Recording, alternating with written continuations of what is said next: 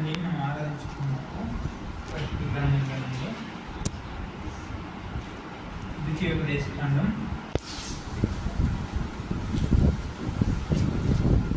31వ అధ్యాయం 8వ వచనం అందరం కలిసి చదువుకుంటాం. ద్వితీయోపదేశకాండము 31వ అధ్యాయం 8వ వచనం అందరం కలిసి చదువుకుంటాం.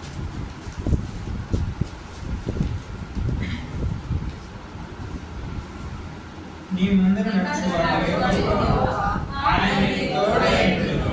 ఆయన నిన్ను విడువడు, నిన్ను ఎడబాయడు. భయపడకు, విస్మయపడకుమని ఇశ్రాయేలు సైనికులకు చెప్పెను. తిరిగి ద్వితీయోపదేశకాండమే మొదటి అధ్యాయం. ద్వితీయోపదేశకాండము మొదటి అధ్యాయము 30, 31,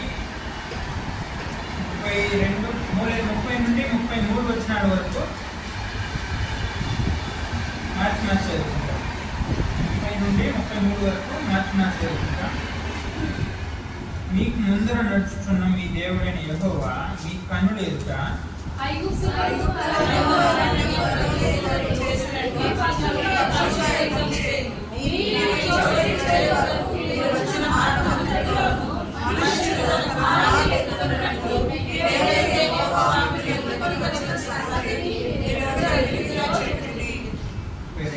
అయితే మీ త్రోవ చూపించి మీ గుడారములను వేయవలసిన స్థలమును మీకు సిద్ధపరచినట్లు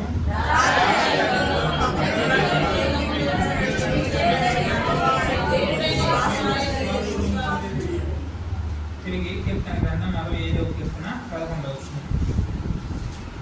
65వ కీర్తన 11వ వచనం కూడా అందరం కలిసి చదువుకుంటాం. 65వ కీర్తన 11వ వచనం.